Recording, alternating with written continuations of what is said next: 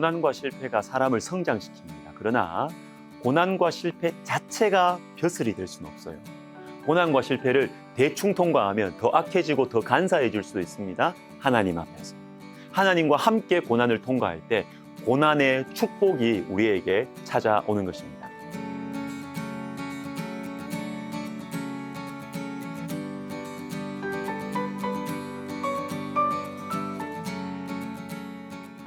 잠언 10장 25절과 30절을 읽어드리겠습니다. 악인과 의인의 차이를 흔들리는가 그렇지 않은가의 관점에서 설명해요. 회오리 바람이 지나가면 악인은 없어져도 의인은 영원한 기초 같으니라. 의인은 영원히 이동되지 아니하여도 악인은 땅에 거하지 못하게 되느니라. 회오리 바람이 휙 지나갑니다. 인생의 고난이죠. 악인은 이 고난 앞에서 흔들리고 없어집니다. 그러나 의인은 영원한 기초와 같이 흔들리지 않습니다. 누가복음 6장 48절과 49절도 봅시다. 집을 짓되 깊이 파고 주추를 반석 위에 놓은 사람과 같으니 큰 물이 나서 탕류가 그 집에 부딪히되 잘 지었기 때문에 능히 요동하지 못하게 하였거니와 듣고 행하지 아니하는 자는 주추 없이 흙 위에 집 지은 사람과 같으니 탕류가 부딪힘에 집이 곧 무너져 파괴됨이 심하니라 하시니라. 홍수가 일어납니다. 인생의 고난이죠. 그런데 어떤 사람은 흔들리지 않고 근데 어떤 사람은 무너져요. 무슨 차이일까요? 말씀을 듣고 행하는 요 차이입니다. 말씀을 듣고 행할 때 흔들리지 않는 것입니다. 여러분, 모든 사람은 크고 작은 고난을 겪죠. 그런데 이 고난들로 인하여 넘어질 수도 있고 더 견고해질 수도 있는 것입니다. 그러므로 고난 자체에 대한 고민보다는 고난에 대한 반응이 중요한 반응.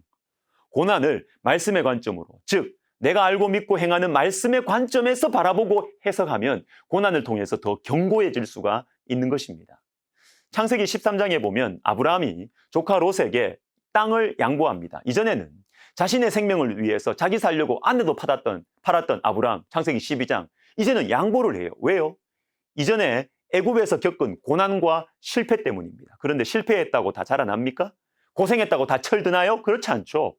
고난을 말씀의 관점으로 소화하는 것이 중요합니다. 아브라함이 신앙적으로 인격적으로 자라난 이유가 바로 이것입니다. 낙심하고 후회하고 자책하는 것에서 멈추는 것이 아니라 또는 어이구 애굽에서 큰일 날 뻔했네. 겨우 살았다 하면서 대충 넘기지 않았어요. 창세기 13장 4절을 보십시오. 그가 처음으로 제단을 쌓은 곳이라 그가 거기서 여호와의 이름을 불렀더라. 실패한 모습 그대로 하나님 앞에 나아갔어요. 하나님 앞에서 나의 이 실패를 해결하는 것이죠. 정리하는 것이죠. 이게 바로 고난의 창조적 수용이라는 것입니다.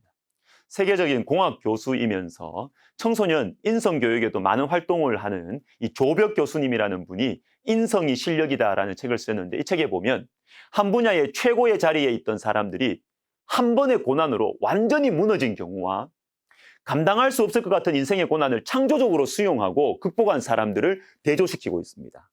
아무리 승승장구해서 사회적 성공을 이룬 사람도 큰 스트레스가 닥치면 한 번에 무너질 수도 있고 반대로 엄청난 스트레스 속에 살아왔음에도 불구하고 이를 극복하고 더 큰 어른으로 성장할 수도 있다는 것입니다. 자, 전자가 스트레스 사건 후에 무너진 사람이라면 후자는 그로 인해서 더 높은 차원으로 성장해 나간 사람들이죠. 좀 어려운 영어 표현이지만 자, 전자가 PTSD, Post Traumatic Stress Disorder, 외상후 스트레스 장애라면 후자는 PTSG, 다 똑같은데 마지막만 달라요. Disorder이 아니라 Growth, 성장입니다. 요거 다릅니다. 후자에 해당하는 사람들, 즉 고난을 통해서 더 성장한 사람들 중에 빅터 프랭클이라는 사람을 소개해드리겠습니다. 이 빅터 프랭클은 제2차 세계대전 당시에 나치에 의해서 포로 수용소로 끌려가서 죽음보다 고통스러운 경험을 한 유대인입니다. 수용소에 감금되어 있는 동안 그는 동료 의사들뿐만 아니라 부모, 형제, 아내, 자녀의 죽음까지 겪으면서 상상할 수 없는 스트레스를 경험하게 돼요. 그러나 그 비참하고 절망적인 상황에서도 끝까지 살아남아서 수용소를 나왔을 뿐만 아니라 심리치료 역사에 큰 획을 그은 세계적인 학자로 여생을 살아갑니다. 여러분, 스트레스, 고난, 사람을 망가뜨릴 수도 있지만 동시에 성장의 자극제가 될 수도 있다는 거예요. 고난을 창조적으로 소화하는 것이 중요합니다. 이것을 신앙적으로 표현하면 고난을 실패를 하나님 앞에서 해결한다라는 것입니다. 다윗의 아들 중에 아도니아라는 사람이 있었습니다. 다윗의 통치 말기에 다윗이 육체적으로 많이 쇠하였을 때 하나님께서 정하신 솔로몬이 아니라 자기가 왕이 되려고 했어요. 반역이죠. 근데 이게 탄로나게 되고 처형이 아도니아를 기다리고 있었습니다. 이때 아도니아는 솔로몬에게 내가 잘못했다고 말하면서 목숨을 건졌어요. 막 빌고 하면서. 그런데 이후에 아도니아가 솔로몬 왕에게 다윗을 섬겼던 아비삭이라는 여인을 내한테 달라고 솔로몬의 어머니인 밧세바를 통해서 요구합니다. 이때 아도니아의 진심이 드러납니다. 열왕기상 2장 15절 그가 이르되 당신도 아시는 바이거니와 이 왕위는 내 것이었고 온 이스라엘은 다 얼굴을 내게로 향하여 왕으로 삼으려 하였는데 죽을 수밖에 없었던 위기의 순간에 정말로 아도니아가 마음을 돌이켰다면 솔로몬이 앉은 저 왕자리 내 자리였다. 이 말을 어떻게 해요? 이 말을 어떻게 해요?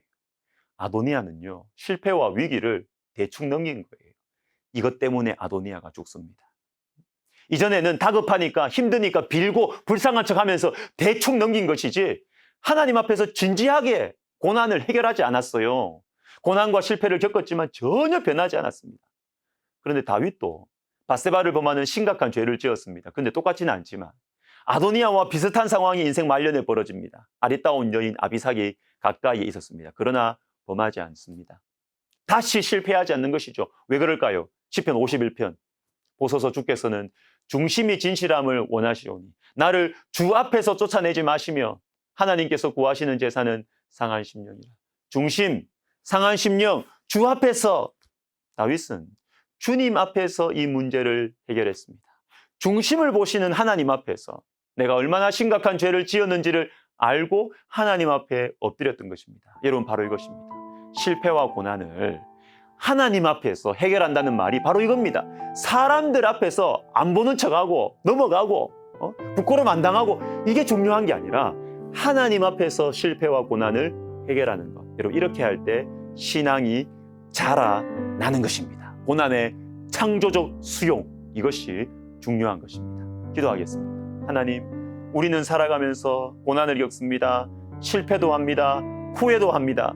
그러나 이 힘든 시간들을 우리가 사람 앞에서 해결하고 대충 넘기려고 하지 말고 하나님 앞에서 고난을 창조적으로 수용하여 이후에 더 자라나고 예수님을 닮은 사람이 되도록 주님이여 우리의 눈을 열어주시고 우리의 길을 인도하여 주옵소서. 예수님의 이름으로 기도하옵나이다. 아멘.